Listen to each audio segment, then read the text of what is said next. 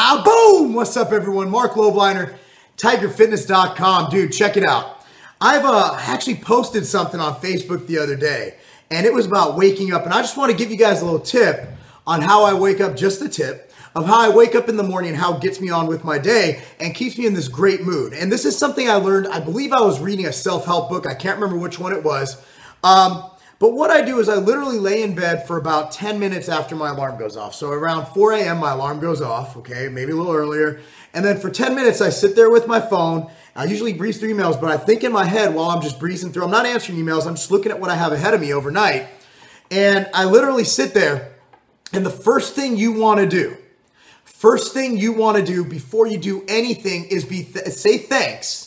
I'm not saying say a prayer, just be thankful for what you have. And literally mentally list out what you have. Be it a nice house, be it a nice car, a good job, a good woman, a nice dog, whatever you have. Maybe you closed a big deal yesterday. Maybe you hit a PR on bench press. Just think about what happened in the recent history of your life and made you happy. And made, cause I'm happy, come along if you feel like a room. Because you're fucking happy. Okay? First thing you want to do is start out with positivity. And then I like to do this. I like to think about how I'm going to go to the next day and pick the world up and drop it on its fucking head. Thank you, Little Wayne. I mean, here's the thing.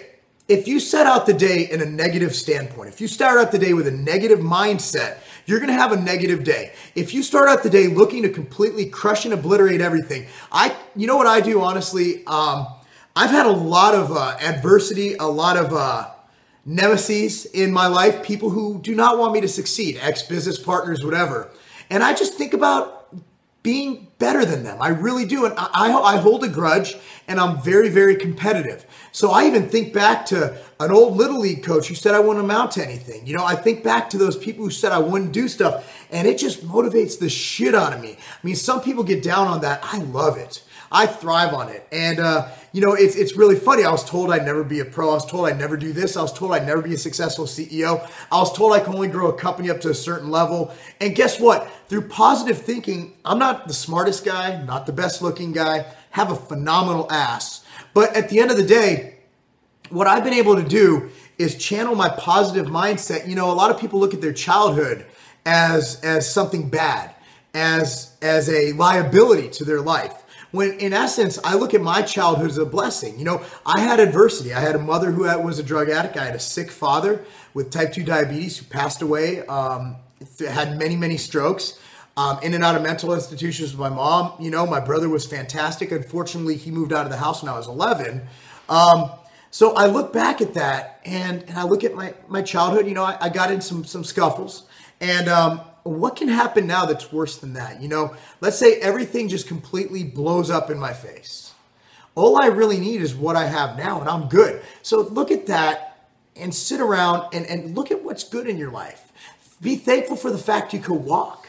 Be thankful for the fact you can speak. Be thankful for the simple things. Because one thing I learned after my abdominal surgery when I couldn't shit, pee, or do anything else that required core involvement, don't take what you have for granted. Even the small things. Okay? Don't take it for granted. And I know this might sound cheesy and corny, but look, I'm a positive thinker. I'm an optimist, a severely over-optimist. You know, I remember I used to throw out numbers, and we've hit them most of the time, but I'm sitting there with my partner, Chad, and we're talking about stuff, and he's like, you know, I'm like, well, I think we'll be here. He's like, you're always so optimistic. You know, I'm like, well, if we think we can't do it, we're not going to do it. I'm not saying put it in writing, but if I'm aiming for if you're aiming for 1 million, I'm going to aim for fucking 10 million, and I'm going to work towards that goal. Why limit yourself? Why do it? So that's my advice for you guys. Look, I'm thankful, and I'm sorry, I got to get a little bit religious. I thank the good Lord every day. And I do thank God. I'm sorry. I know everybody gets upset. Oh, you're not smart. You believe in God. Look, it's my faith. Okay, whatever.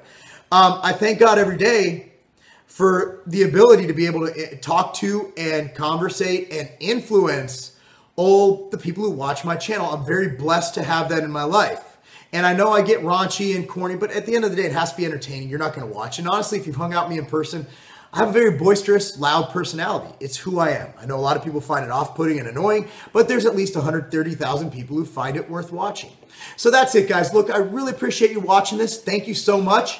And if you ever need anything, again, I'm an email away, mlobliner@gmail.com. Marc Lobliner, TigerFitness.com.